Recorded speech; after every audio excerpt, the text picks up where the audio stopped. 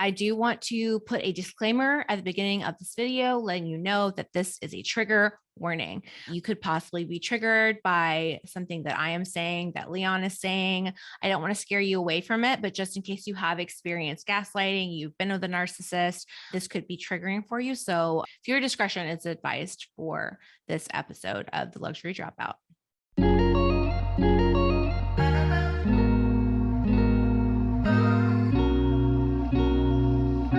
What's up, fellow dropouts? From lifestyle, fitness, beauty, travel, relationships, and self-care, Steph's got you covered. Welcome to your safe space, where you can stop what you're doing, relax, and let someone else do the heavy lifting for once. This is the Luxury Dropout Podcast with your host, Stephanie Joplin.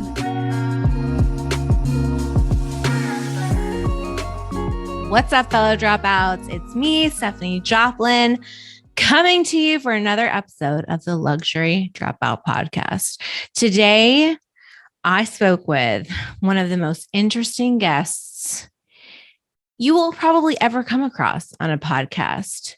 He is a former narcissist, a man who is a recovering narcissist and has made a difference in so many people's lives by speaking out on platforms like TikTok and Instagram about the signs to look for, what to do if you are dating a narcissist, some of the red flags to look for when you are out in the dating game, what to expect from a narcissist, about gaslighting, all of these buzzwords, these hot button topics, what the difference is between just someone who's manipulating you and an actual narcissist. We even go into some of my own personal experiences in dating and actually my experience with dating a narcissist and how deep and dark that journey went.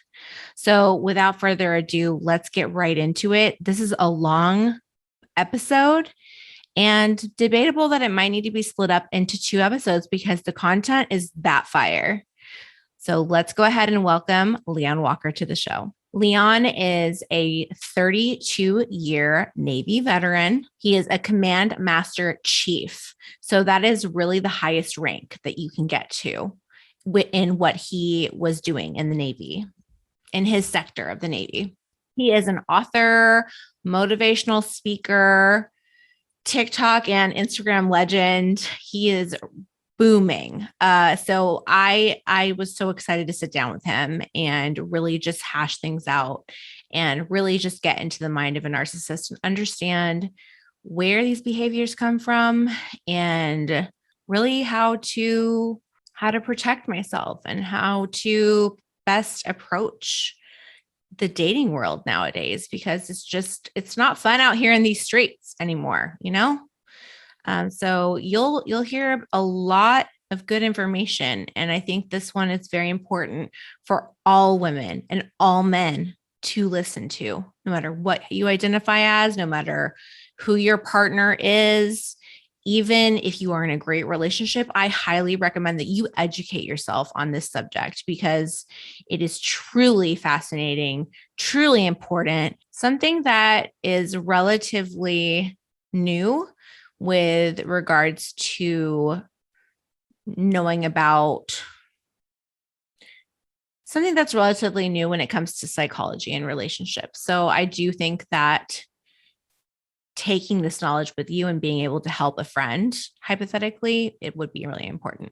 All right, fellow dropouts, welcome back to the Luxury Dropout Podcast with me, Stephanie Joplin. Today, I want to welcome a guest that I've really been looking forward to speaking with. His name is Leon Walker. Leon, welcome.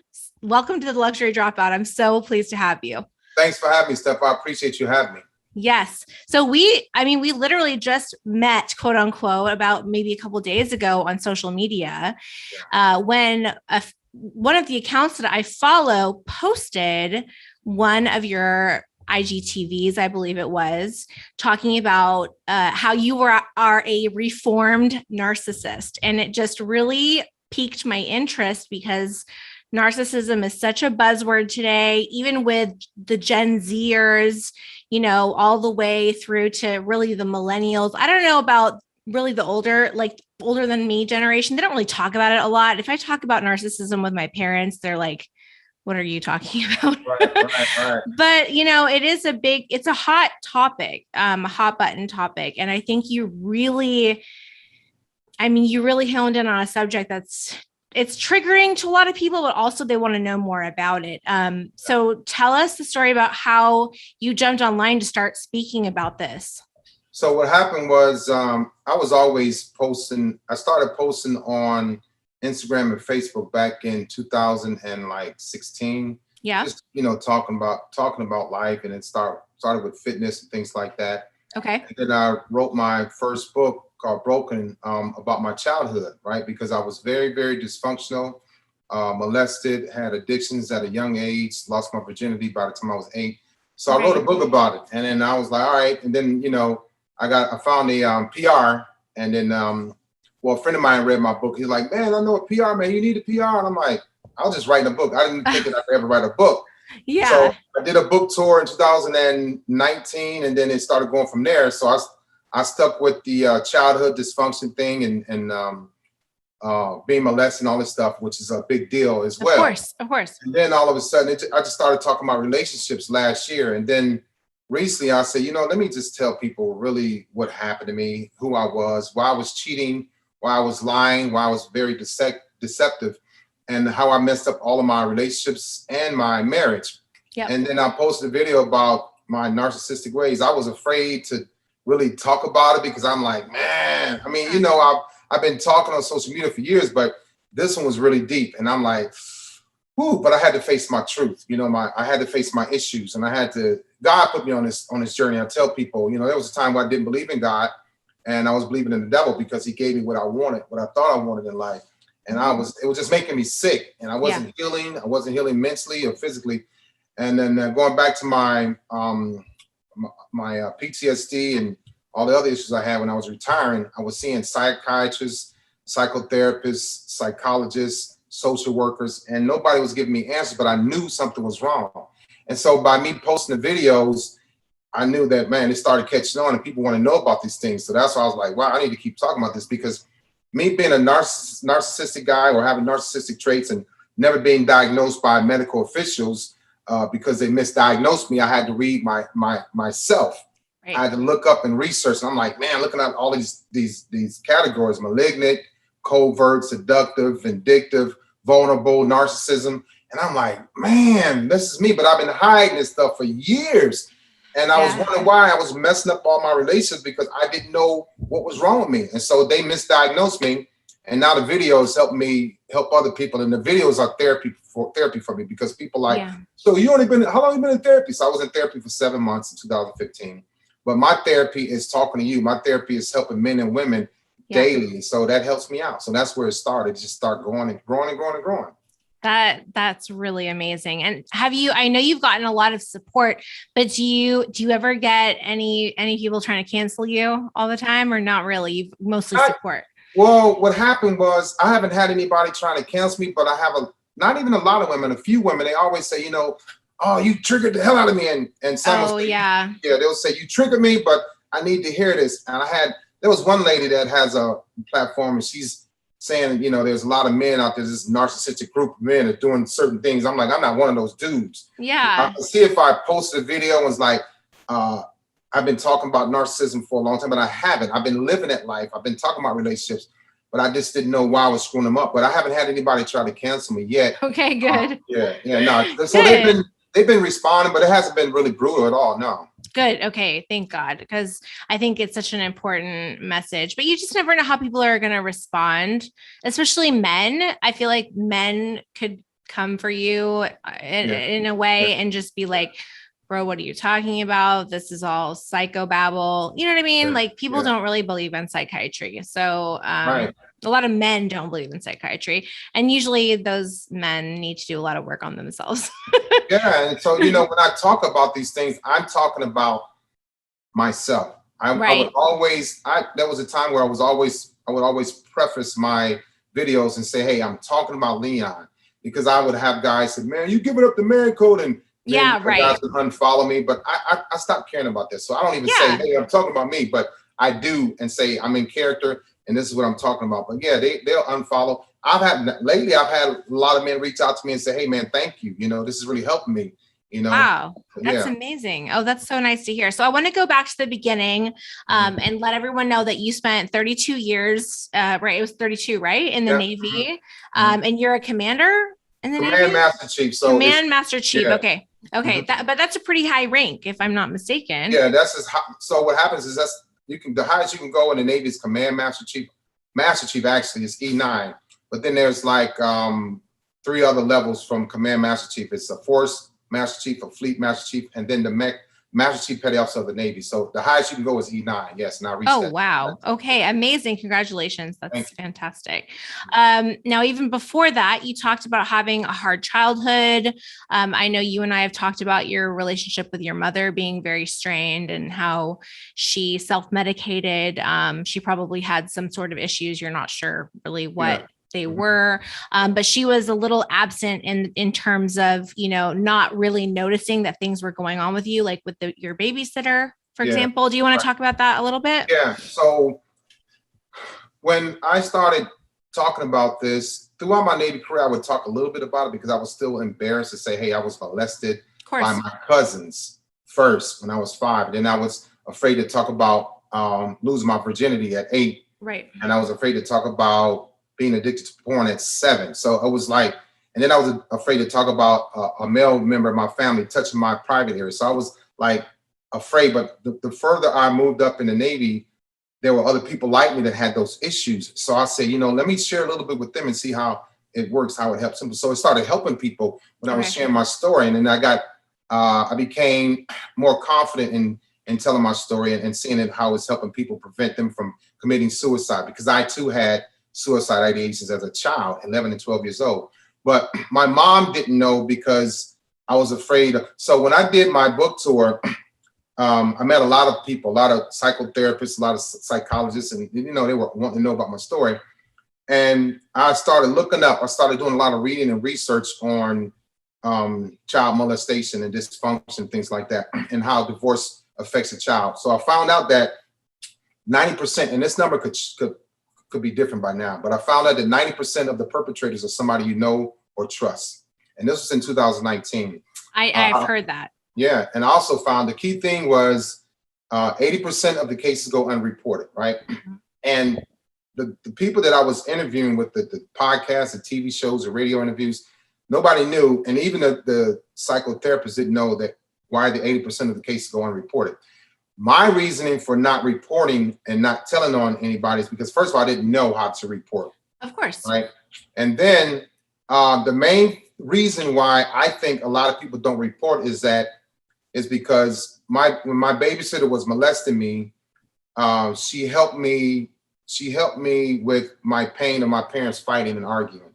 She helped me get over the fear of my father coming home drunk and beating my mother, or my mother shooting at my father, trying to kill my father. So she helped me like master that pain, and I suppressed it. So she was giving me money, quarters, she was giving me food, and she was having intercourse with me. So I decided not to say anything because you know why? I didn't want it to stop. Mm-hmm. So 80% of the cases go unreported because that child develops a relationship with the perpetrator. Yeah. And so it could be because the child is not getting anything from their parents, which my parents are great parents, don't get me wrong, being bullied, doesn't have an outlet. So my outlet was to be in love with my babysitter. So that's why I didn't report it. And a lot of young men and women don't report it because fear of retaliation, fear of the family not believing them, or fear of losing that person and showing them what we think is love. Yeah. And I know that a lot of people don't report rape when they are in a relationship because they're like, well, he's my boyfriend. She's my girlfriend. We have sex all the time. Who's going to believe me? Yeah. So exactly. I mean, it's the same idea. So I totally understand that. Yeah. So it's not just kids, but yes, older adults that are in abusive relationships and afraid to report and sometimes they don't even believe that it's happening to them. They don't believe that they're abused. you know? We'll have to touch on that a little bit later because when I remember I was telling you I had a relationship with a narcissist and exactly what happened to me. So, so continue, please. So your childhood, and then leading up to, So my mom, my dad was always working. He worked at Ford and he was gone a lot, but he was there. He provided. Yeah. My mother was the one that giving the parties and the birthday parties and all that stuff. Mm-hmm. So she was there. But between the 5th and 6th grade, my parents' divorce had started, So once the divorce started, my father was, of course, when you're going through divorce, the male is asked to leave the home. And so he left. So there was no discipline in my household. I see. And when my father left, probably 80% of the family income was gone too. So we didn't have lights, water, or gas during the divorce proceedings, barely had food. So then now I'm going through this thing where I'm addicted to porn.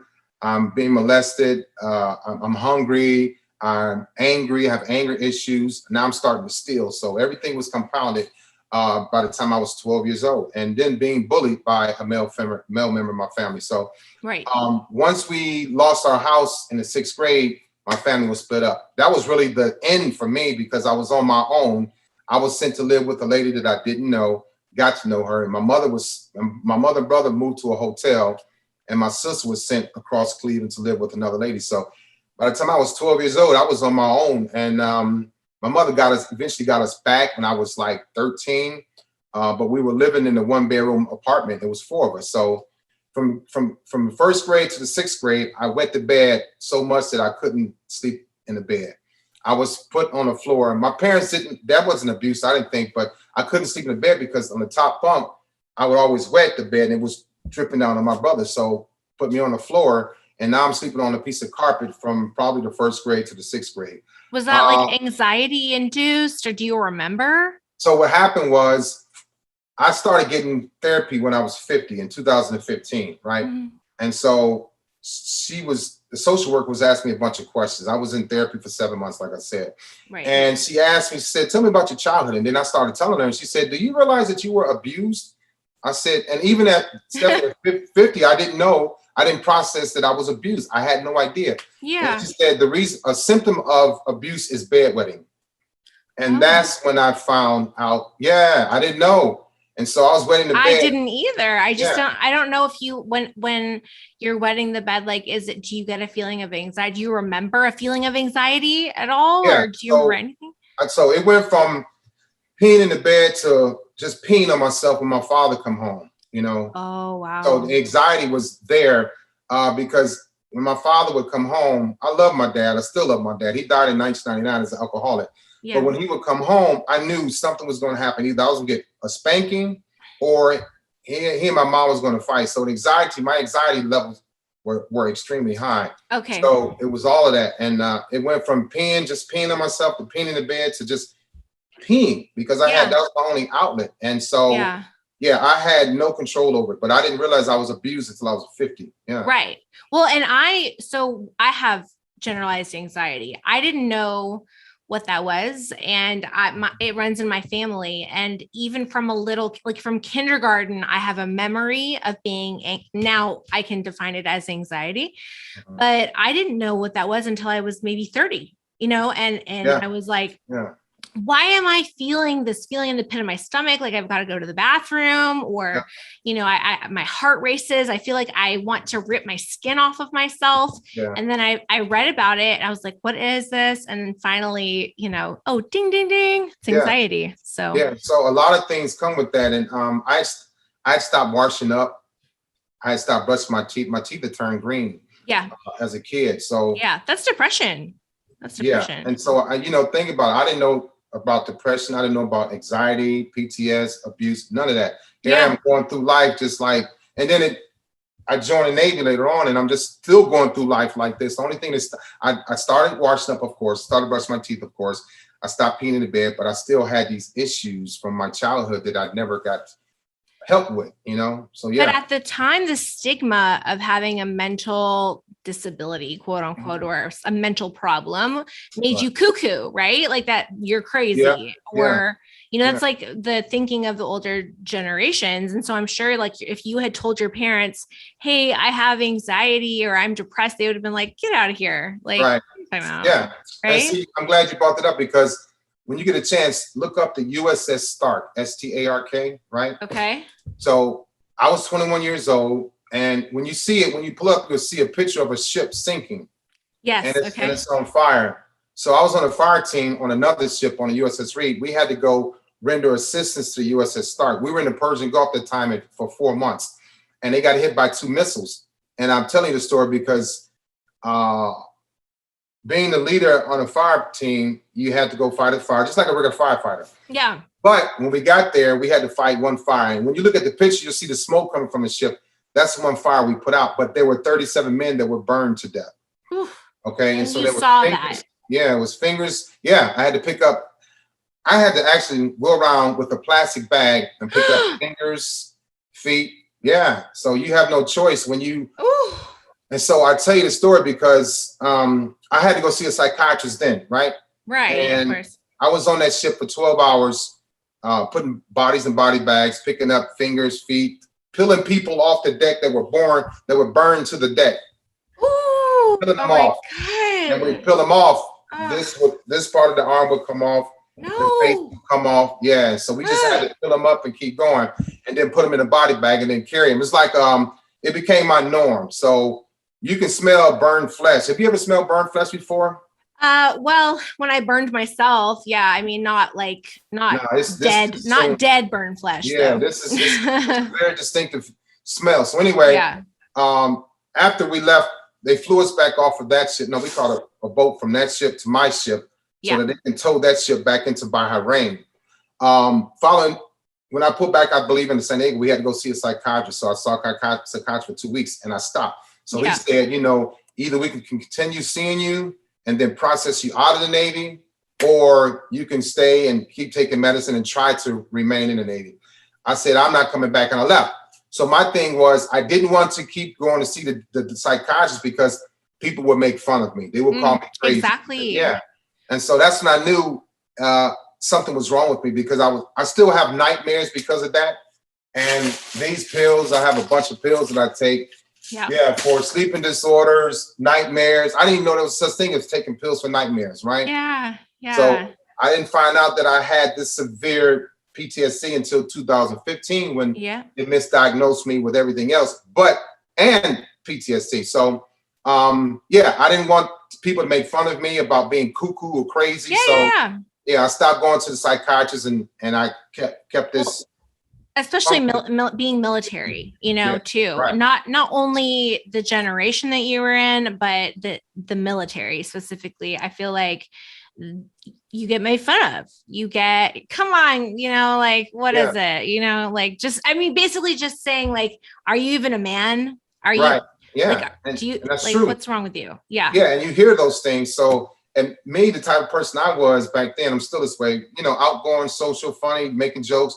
But I was always joking with other people. Now it's like, if I go back to the ship and they process me out, they're going to make fun of me because I'm crazy, Right. And I was losing my mind, because even now I have to sleep with the light on. I can't sleep in darkness, even at this age of 55. Because I still have nightmares about that incident that happened in 1987. Of course you do. Of course you do. I mean, I was in a car accident 2 months ago, and I still, sometimes I'm on the road and I'm just like, like I panic about, and that was a car accident. Like no one died. So I can't even imagine what that was like for you. Yeah. So. We had to see men stacked up on each other, burned, skulls, just facial features burned off, looking inside their neck, arms snapped off, bones sticking out. At 21 years old, I wasn't ready to see that. And so you think about it, we get there and we got to carry the bodies, pick up body parts, peel people off the deck, put them in the bag, take them off, ship. It was like handing off meat, but we're handing off bodies. And so that's someone's husband or someone's son, Yeah. One lady was there and she had just come into Bahrain because her husband was retiring. He was going to fly back to California. And he was I never got a chance to talk to her, but he was one of the first bodies we found. He had been burned in his bed. Yeah. No. Yeah. Oh, that's so horrible. Yeah. God rest his soul. That's yeah. so It was. Yeah. So I can't imagine. Yeah. And so that's why I didn't continue seeing a psychiatrist, because I don't want people to call me crazy. No, I totally get that. Were you developing? I know you said you had this porn addiction. Mm-hmm. What was that like magazines? What was that like? Oh no. Okay. Those were straight up movies, 8mm. A family member started showing me those movies, and I started, so that warped my little mind, right? So I started seeing, of course, men and women, and then black men and white women, black men and Asian women, Latina, everything. Yeah. And what that did to me was it looked at women as being very docile and subservient, to be dominated. And that's what I saw. And then I talk about this in my book, Broken, where a family member drilled a hole in my mother's bedroom wall, which was adjacent to the bathroom. So my mother and father threw parties every Friday, and we would watch the women come in there and undress and just adjusted bras and use the restroom. And I would sit there and just look through. And I was 8 years old, 9 years old, 8 years old.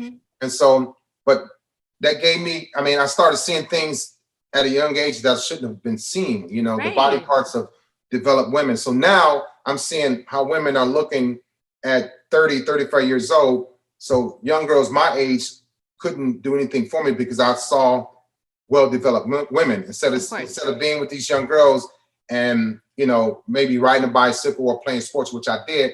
I looked at them as not they couldn't do anything for me because they weren't fully developed. Yeah. So now I develop a sense of loving and liking and being attracted to older women. Okay. And so with the porn, I saw women as just sex objects, just toys. Okay. Right. Mm-hmm. And it didn't start coming out because I had watched porn all through elementary school and didn't have it in junior high school because we moved. So the 8mm camera was gone. Yeah. However, once I get into the Navy, the images of the porn and what I saw came back to me because now we deploy to go to Australia, Singapore, Thailand, Philippine Islands, Hawaii, Hong Kong. And now I'm seeing these women that I have access to, and the porn, visitor porn came back to me. So I just looked at women as like, it's you just sex to me and nothing else. It was like you're coping. It's like a way to cope. It was. Yeah. That's all it was. And so I was suppressing things. I was lusting for women. My cousins had hurt me. My babysitter had hurt me.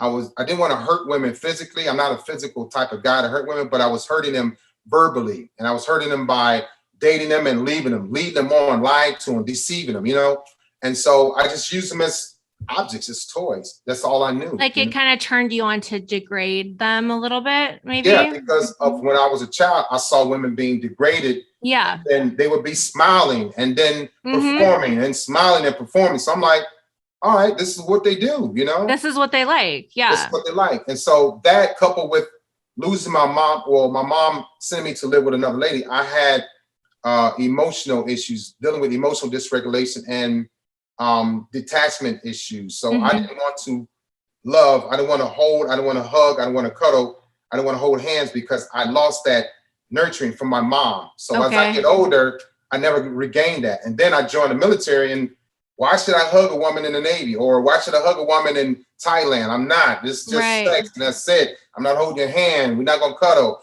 And so that damaged me in my relationships because I never liked to cuddle or hold hands or hug. I didn't want to hug because I was dealing with emotional detachment from my childhood, from my mother giving me away.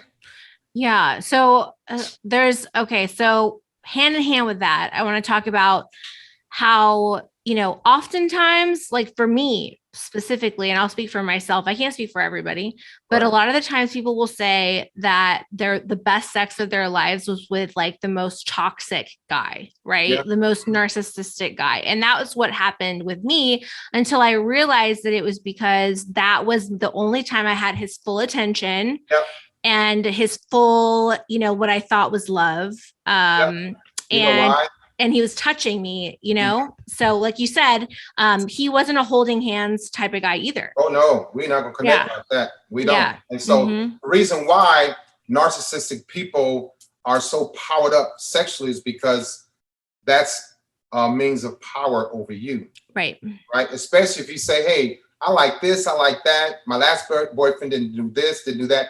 Narcissistic people pay attention to what you're not getting or what you weren't receiving, not just from your ex, but from your parents or from your dad. Mm-hmm. So we in our mind, we become better than your ex. In our mind, we become your dad. Mm-hmm. And you don't even realize it because you're being love bombed and sex bombed. So the narcissistic person, when it comes to being seductive, because there are seductive narcissists, right? And there are vindictive narcissists. What they do is their energy level is extremely high when we know that you need us for sexual purposes.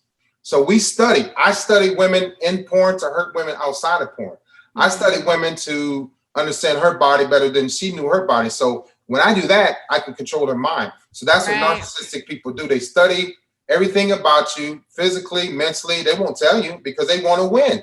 We want to win at any cost, by any means necessary. So their highest level of energy, I call this the energy light zone, is when it's a sexual thing. Because like you said, we're not holding hands. We're not going to cuddle.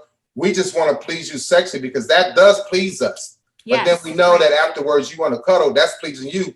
We don't want to do that. So with that, you know what I'm saying? Yeah. It's narcissistic people are very selfish, needless to say.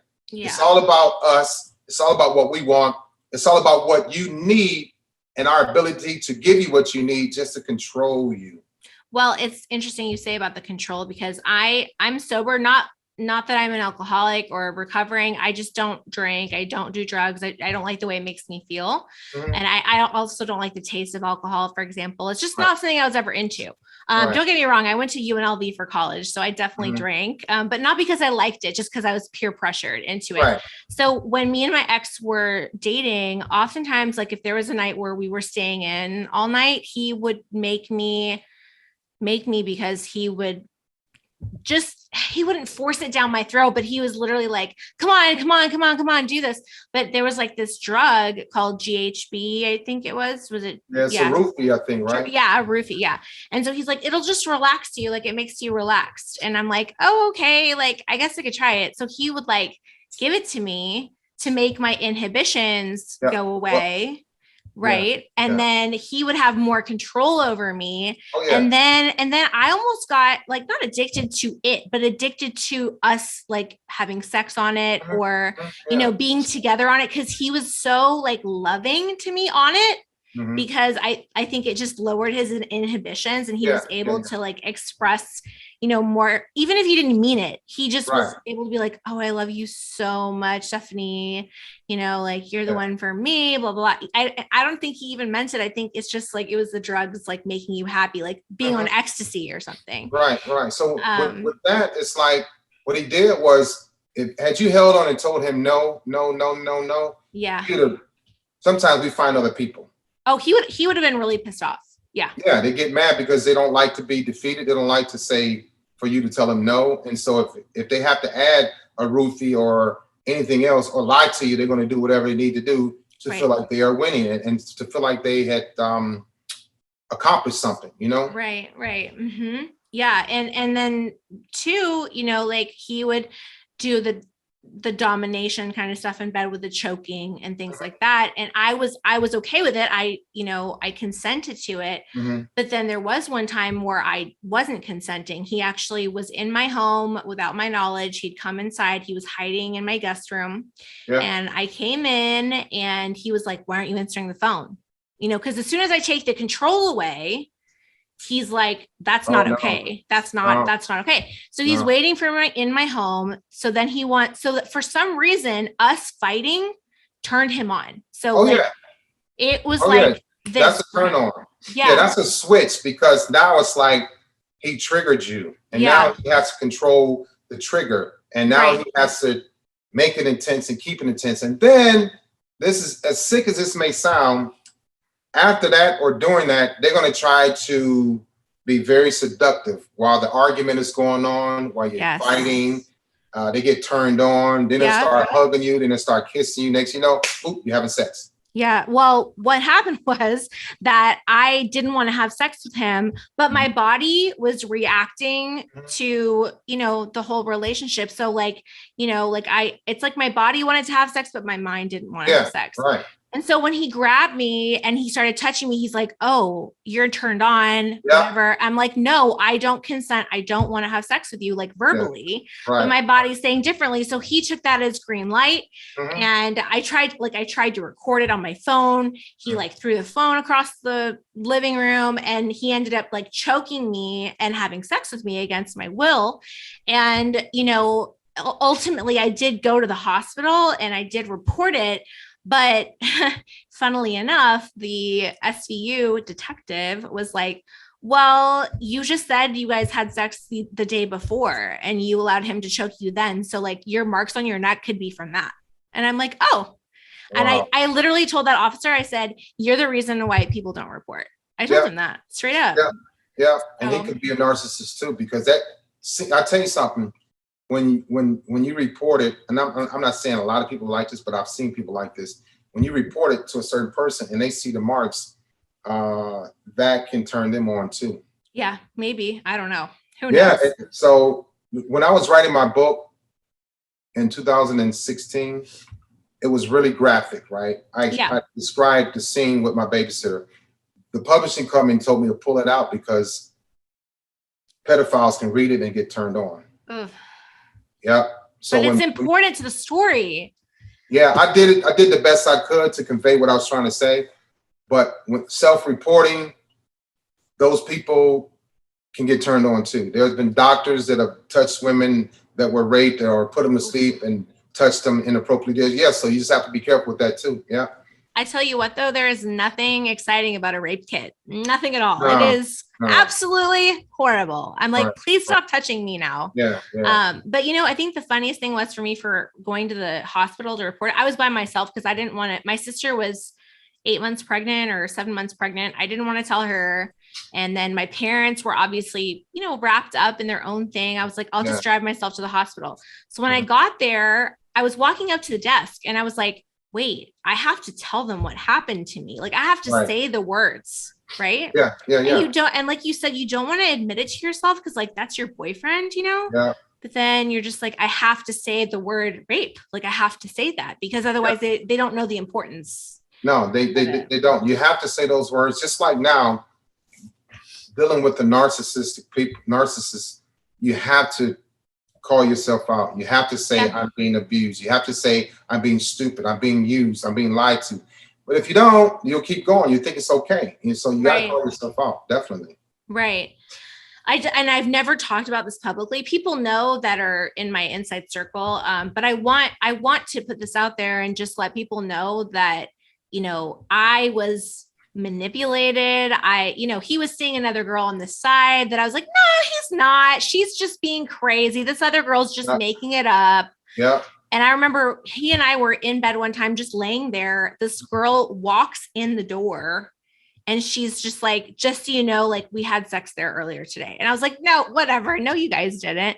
And then I got mad at him and I was like, is she telling the truth? Like, did you guys really have sex today? And then of course he kicked me out because. So, with that, and this is something that I use. This is the manipulative part of the way that I was. Yeah. But the manipulative narcissist, they'll tell the truth and make you think that it's a lie, but it's the truth. And they hope that you think it's a lie and they'll laugh. And I've done that. Yeah, I've done that a lot. And she'll go, seriously? I mean, yeah, it's like, yeah, you're just playing. And in my mind, I'm saying, I just warned you. But I won't say that. Of course. And so when I do it, when it comes out, I'll say, I told you that 2 months ago. And she'll go, yeah, you did. Now you're not going to get rid of me. You're not going to be mad at me. You're going to give me another chance because women like honesty. Yes, right. But in my mind, I made you think that it was a joke or a lie, but it was actually the truth because of my facial expressions and because of the way I laughed about it. But I told you. So that's a very manipulative and dangerous way to come across a woman that narcissistic people do. Yeah. I mean, I just thought it was funny that like he had cheated on me and then he kicked me out for asking if he cheated. Yeah, because it's like at the time he didn't really answer the question because he knew that had he answered the question, you would have probably broke up with him or left. Yeah. So his thing is, let me kick her out now because I win. I tell people all the time, narcissistic people have to win. Yeah. By any means necessary. They don't like to lose. Yeah, but then he kicks me out and I drive off and then he's calling me to come back. Of course, because he's not ready for you to defeat him. He's gonna call you. Sense.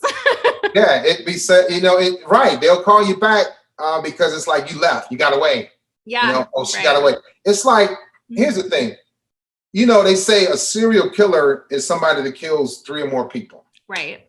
We never talk about serial cheaters. Yeah. Ever. Yeah. Serial cheater is somebody that cheats 3 or more times, 1 time, 2 times. But I call myself a serial cheater because I related myself to a serial killer. I wasn't killing females. I wasn't murdering anybody, but I was killing hopes and killing dreams for 3 or more people, probably 50 or 60 women. So we never talk about serial cheaters, which is what I was. And people like, there's no way. How can I not be one? People see, here's the thing. With my honesty, people like, I don't know. I'm being honest. I have nothing to hide. I don't want to hold this in anymore. But I was a serial cheater. And it's like, again, the manipulative part of me could have been saying that to women before to get them to be, so that it could be easy for me to seduce them, Yeah. But it was like a really tricky way of doing it and talking to them and getting what I wanted. Yeah. Oh, you're so honest. I'm like, but Leon, that can't be true. Yeah, no, and it was true. But we never talk about serial cheaters, Yeah. Ever. That's really true. I mean, I used to cheat when I was younger, but I feel mine was because I had really bad self-esteem. And so if I was with someone, I was like, men still don't like me. I need to make sure they like me. And so that was my reason for cheating. I just had bad self-confidence. You wanted somebody to pay into you, to talk to you, to compliment you, to make you feel better. Now, if you with this guy and he's not doing that enough, it's like, look, you need to feed me. I'm vulnerable. And then you see this guy and he say, hey, you're beautiful, you're cute, whatever. And now you're lower to him and you leave the good guy, but because you have self-esteem issues and it's not their fault. Yeah. But it's, I get that too. No. I mean, and my ex-husband, I've been divorced for 11 years now, but he, before we got married, he's like, well, I'm the only one who's going to love you. Like, who else will love you? And we were both so young. I mean, I got married when I was 22. So, I was a baby in my opinion. And I don't blame him. Like I did up stuff too, but what I think happened is that I just, because of that was in my head. And so anytime anyone would pay me attention, and I didn't cheat when we were married, but after before we were married and we were just like engaged. And he cheated too. I think, I don't know what his reasons were. I can't speak for him, but I would just, want to look for, any guy that was like, hey, you're really hot. I'm like, I am. Right. I'm hot. Okay. Like, let's go make out, Right. And as soon as you do that, that's when he'll start to abuse you, use you, or maybe not, but if he's a narcissist type of guy and you fall for that, which a lot of women do, that's when it starts. And so most narcissistic people are very complimentary. They'll tell you nice things. They'll charm the hell out of you. They know what you want to hear. What I used to do was, it was all in my conversation. I listened to what she was saying. Like you just said, if she didn't think she looked good and she told me that, I told her that she looked good. She was hot, she was beautiful, she was pretty. So I'm feeding her ego while she's stroking my ego by all in my face and just listening to me and, continue the conversation. Next, we're often going to a hotel or in the woods some damn where, anywhere. Yeah. Anywhere. Yeah. I would remember just with my narcissistic ex, like wanting to please him sexually all the time. Like I just, I was like, let me do this for you. Let me do this for you. Yeah. Yeah. Oh yeah. Yeah. So and a lot of women do that. Yeah. And I don't know what the deal is, but it's like, I don't know and it's not necessarily what you physically look like, but it's like a spell that a narcissist it's how they make has. You feel. So in 1991 in February, I woke up that morning. This is what I said to my girlfriend. I said, I don't like you. I don't love you. And I'm going to cheat all over the world. Yeah. I was like 24 years old. And so I did that, right? Oh, shit. And I was all over in Japan, Thailand, Korea, Hong Kong. What did she say, though? What did she say to you? She started crying. I left that morning about 7 to head to the ship. She started crying and she hit me and I walked out. I just I don't like you anymore, right? And so oh, God. I called back a month and a half later and it was 5 a.m. and a guy answered the phone in my apartment with my girl. I bet you lost my mind. Yeah. First time I had cried in I don't know how many years. We pulled back in. We were in Japan at the time. We pulled back into San Diego, May of '91. And normally when the ship pulls in, the family's on the pier, the girlfriends, husband, wife. She wasn't there. She came to see me like hours later. Now she took the control back from me. She started telling me what to do because she had her hair cut. She had on lip gloss, eyeliner, all this looking good. And I'm like, damn, you look good. She's like, don't compliment me because it don't mean anything. Overseas doing. And so long story short, I wound up seeing a picture of this dude that she fell in love with, and I called him an ugly MF. I'm like, this ugly. But he had her. He took her from me because he was doing the things that I wasn't doing. He was holding her hand. He was complimenting her. He was hugging her. He was buying the little gifts. I'm a provider for my girl, right? Yes. But he was just doing the little things that I wasn't doing. He was telling her he liked her, he loved her. When I told her I didn't like her and I didn't love her, he did the opposite.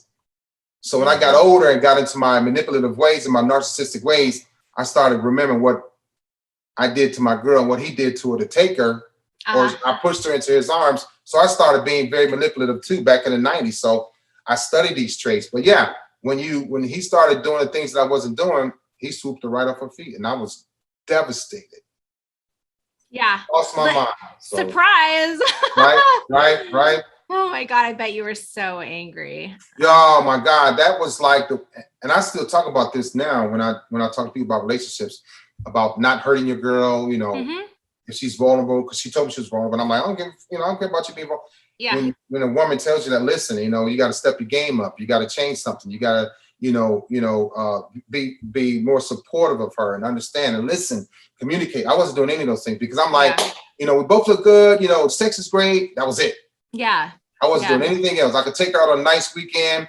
I could shower her with gifts. But when it was time to be intimate or kissing her on her forehead or holding her hand or walking through the park or walking through the mall holding hands, I'm like, no, I'm good. But she was needing that. So everything else I could do didn't matter. The money didn't matter. The cars didn't matter. The nice apartment didn't matter. She didn't feel like we were as a couple. She didn't feel close to me because I kept her distant. Well, I'm an empath. So unfortunately, I attract a lot of these type of personalities. And with my ex, he had no money. He had actually just gotten out of prison, and I'd known him for like 10 years. And how he started even hanging out was like, he had an ankle monitor on, had to stay at home. So I was like, I'll come visit you. Right. And then it ended up like escalating from there. And I didn't even plan on it, but he didn't have hardly any money except for the drugs that he was selling. I think allegedly. But it was always me buying the things and me doing the things and me doing the gift giving and trying to fix him and help him and trying to get him job interviews and driving him to a job interview and things like that. So have you had any experience talking with people who are self-proclaimed empaths, and what do you think about that? Yeah, I get a lot of women. I get a lot of not like inappropriate DMs, but conversations about being empath. Of course. Yeah. And so my thing with them, here's the thing with them and you, right? With you being an empath, however you want to pronounce it, what you forget is that, and I talk about this in the video I just posted, is that it's not that you attract these people. It's that you select these people. Yes, that's right. You did say that. Right? And this is what happens is where you get lost at. A lot of people, including myself, I know now, but I didn't know 5 years ago, 10 years ago. I didn't know what my love language was, right? Now your love language is probably acts of service, communication, physical touch. Could be more, right? Yeah. But you meet people, and women do not ask a man about his love languages. They don't. I do now.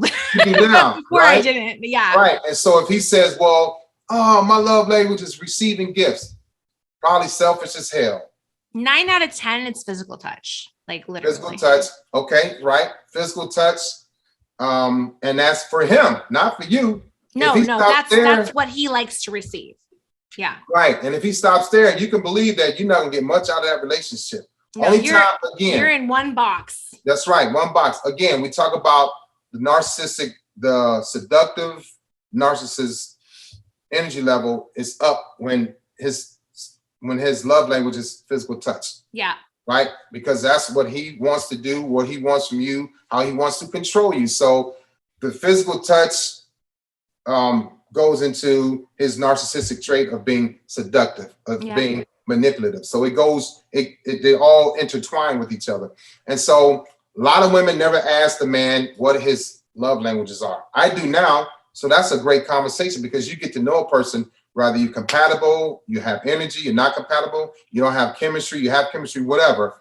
But a lot of women don't ask about a man's love languages. And a lot of men don't ask that. And so what happens then, you have relationship mismatch. Oh, yeah. You're in it and he's out of it. You're all the way in and he's halfway out. He's never in. And so I talk about the love languages, seasons and reasons, and things like that. But yeah, you have to know what the love languages are if you're gonna really get with this person. But empaths, and I talk to the women that call me about that or text me about that. I say, well, do you know his love languages? She'll go, no. Yeah.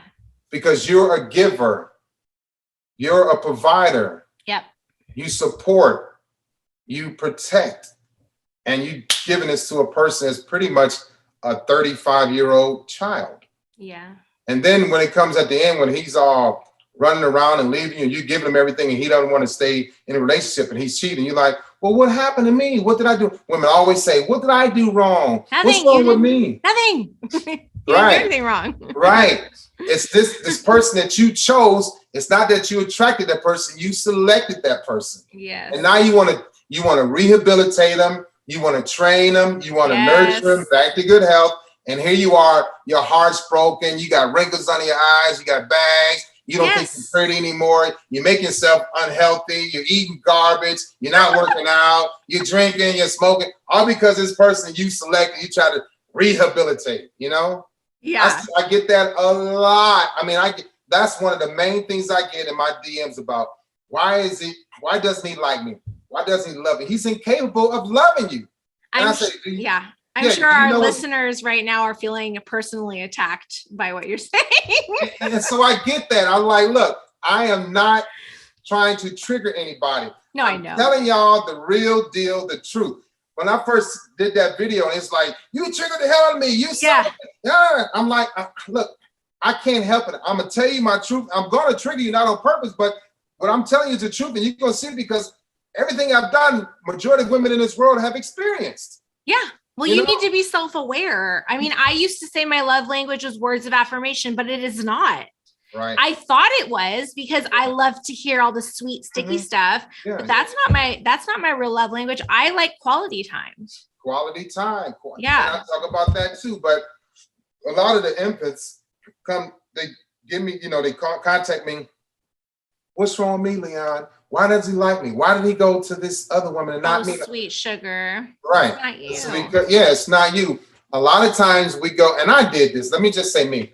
A lot of times I went to the other woman because it was the path of least resistance. Absolutely. She wasn't going to stand up to me. She wasn't going to say anything. I come and go as I please. I was never physically abusive, but I was verbally abusive. Make her cry, watch her cry. Then she apologized to me after I made her cry. Right? Yeah. I'm sorry that you didn't. I'm sorry. I'm like, oh yeah, whatever. I'm out again. I'll be back in like 3 hours. Oh, so shoot.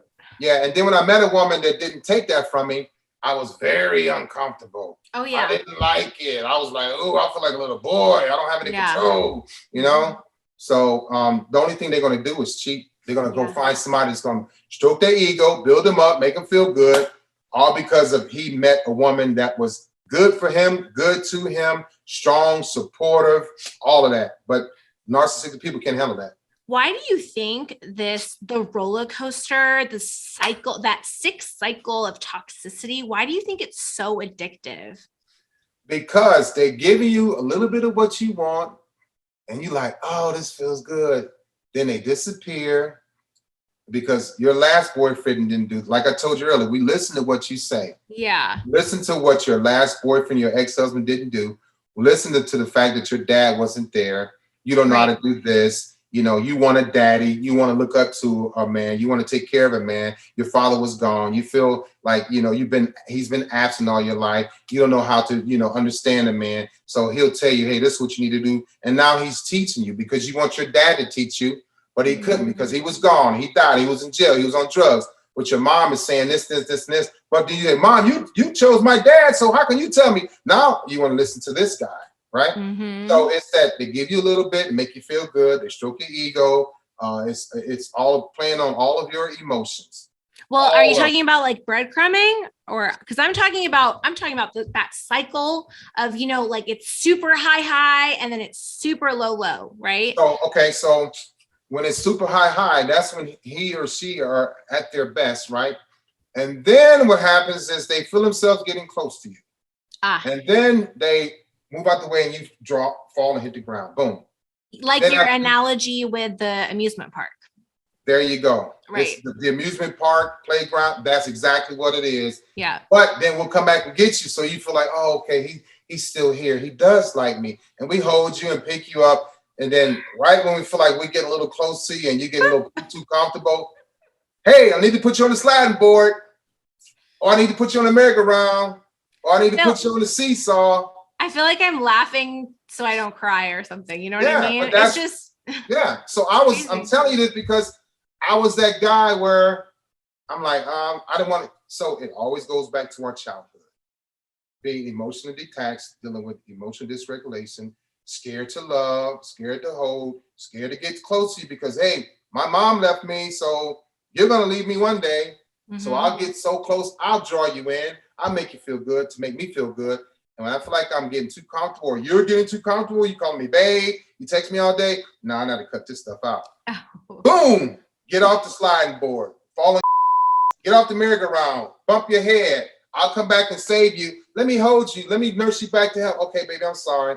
And it starts all over again. Man, yeah, that's I can totally. It's draining though. It is draining. And it's hard to see like a friend go through that because I had a really good friend who actually it's pretty well known that she was in a very, very abusive relationship. He tried to kill her. He's in prison. He's serving like prison time right now. And it was this relationship of like super high highs and super low lows. So every time he would beat her ass, he would have like the day after of like, he would take the day off work. He would stay home. He would take care of her.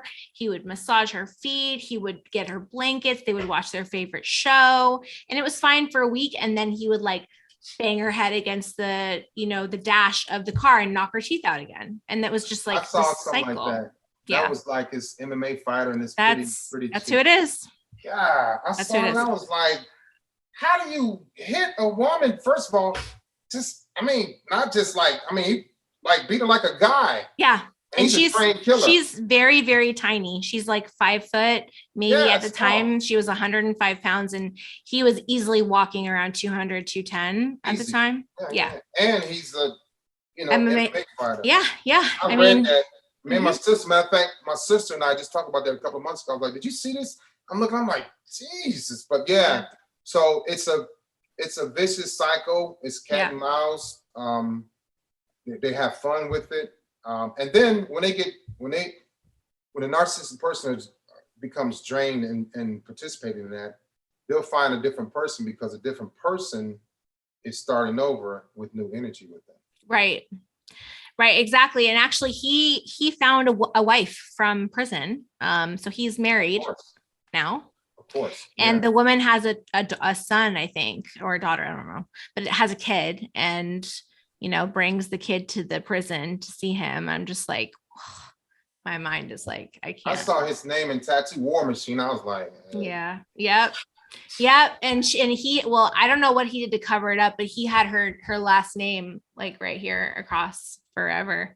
But yeah, I was actually called to testify in that trial. Like it was so crazy. Thankfully they didn't end up needing me, but I was going to be there, you know, Yeah, to help no matter what. But going back to what I was saying, like, I knew that he was doing that to her, but she is not the type that's going to tell me. She's just not.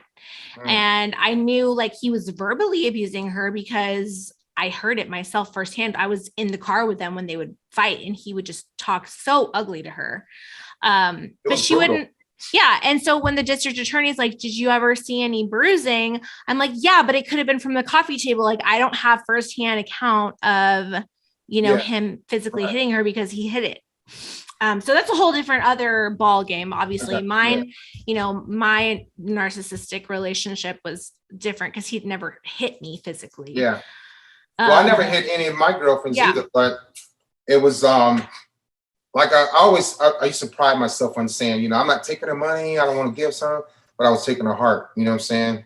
What advice would you give to, say, a friend of a friend who's going through, if they witness this cycle of abuse going on, or if they feel any inkling, like, what advice would you give to that friend to talk to, you know, their friend about their partner? I mean, is there anything you could say?